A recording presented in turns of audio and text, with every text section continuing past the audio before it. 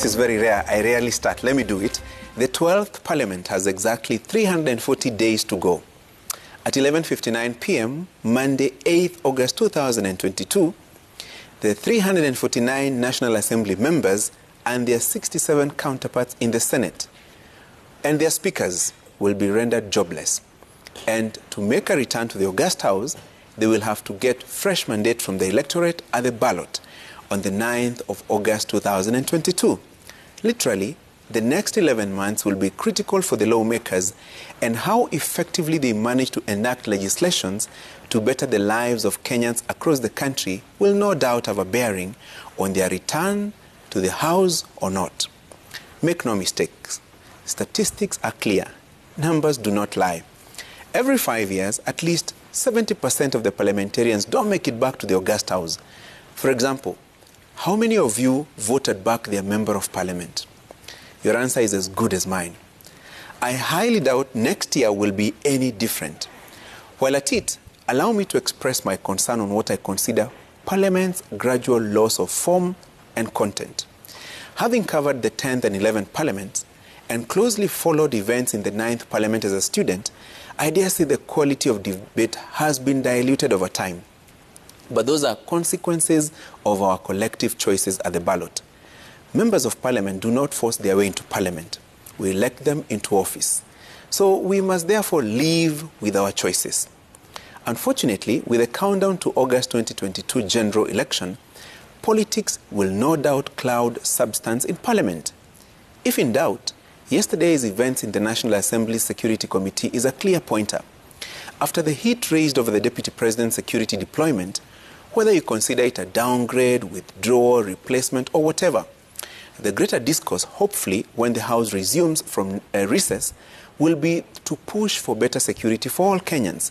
Can you imagine what a resident of Laikipia County, whose cows may be the only source of livelihood, was stolen by armed raiders in what used to be called as cattle rustling, but has over the time mutated to a criminal enterprise, obviously aided, funded, and masterminded by some culprits for economic benefits, was feeling yesterday as the Interior Cabinet Secretary unleashed the Deputy President's security detail.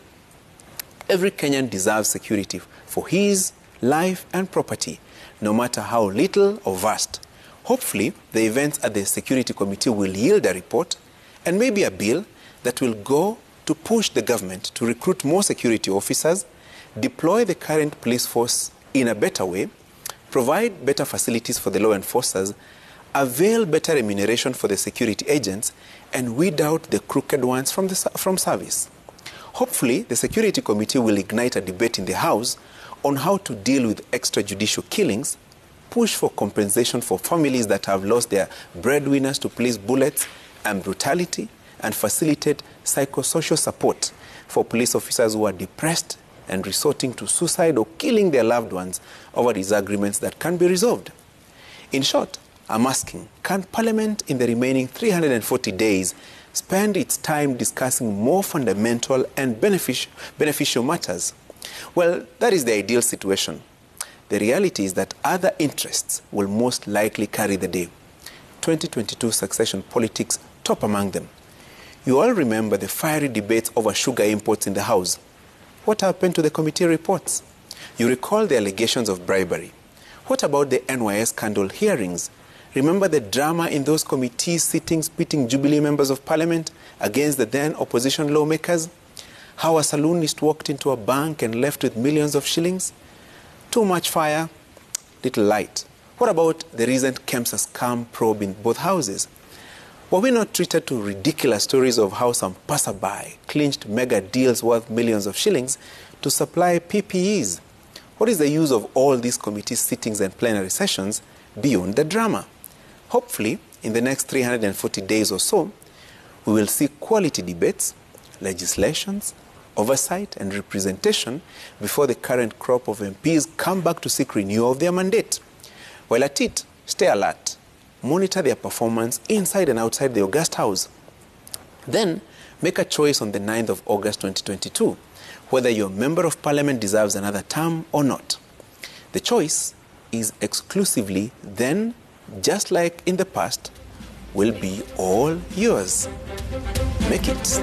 That's my punchline.